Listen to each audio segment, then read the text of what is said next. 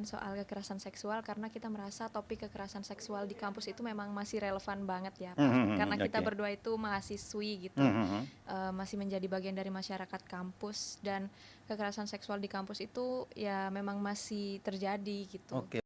Satuan tugas itu bertugas tentunya sesuai namanya itu dengan untuk menangani kekerasan seksual yang terjadi di kampus. Jadi Satgas PPKS ini semacam lembaga yang membantu korban gitu untuk langkah-langkah selanjutnya ini seperti apa gitu, karena kan kebanyakan dari kasus pelecehan yang terjadi ini atau kasus kekerasan seksual yang terjadi ini itu menghilang begitu saja karena korban pun tidak tahu gitu harus berbuat apa setelah ini, setelah dilaporkan harus ngapain gitu, apakah atau jangan-jangan korban juga tidak sadar bahwa dia terjadi telah terjadi tindakan kekerasan seksual pada dirinya gitu. Iya betul. Makanya itu sikap Kementerian Pendidikan untuk menindak tegas kekerasan seksual di perguruan tinggi ini dengan mengeluarkan peraturan tadi dan membentuk Satgas PPKS di setiap perguruan tinggi.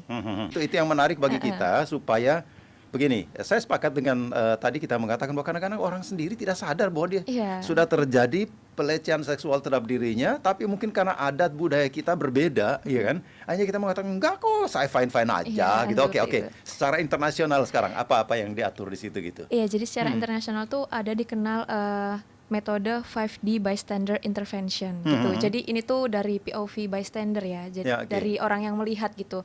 Gimana sih caranya kita tuh bisa menolong saat kita melihat ada seseorang yang mungkin sedang menjadi korban kekerasan seksual. Itu jadi ada 5D, ada 5D gitu. Oke, apa cara, itu? Gitu. Oke. Yang pertama tuh direct tuh tentu langsung gitu ya? langsung menegur seperti itu. Yang kedua itu distract, tapi distract di sini tuh kita artinya mendistract korbannya. Yang ketiga itu delegate. Nah, delegate ini tuh saat dirasa kita sebagai bystander itu ternyata tidak cukup kuat untuk membantu korban. Keempat itu adalah delay. Yang terakhir itu yang cukup mudah dilakukan dan harusnya sering dilakukan, dokumen.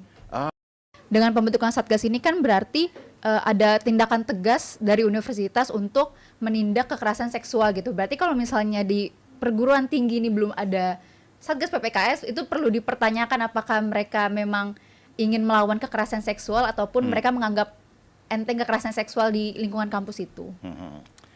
Oke, yang terakhir pesannya, ya ini pesan anak muda, karena sejatinya yang paling banyak terjadi adalah terhadap mahasiswi, ya kan? Oke, apa pesan kalian berdua ini terhadap teman-teman sejawat, teman-teman yang sama-sama mahasiswi, supaya terhindar dari tindakan kekerasan seksual, pelecehan? Kalau dari saya secara personal sih pastinya jangan lupa untuk selalu check up ke teman sendiri, ke mahasiswi lain, karena kan mungkin kadang-kadang korban itu takut ya untuk speak up. Jadi kita tuh diharapkan bisa menolong mereka untuk bantu speak up seperti itu.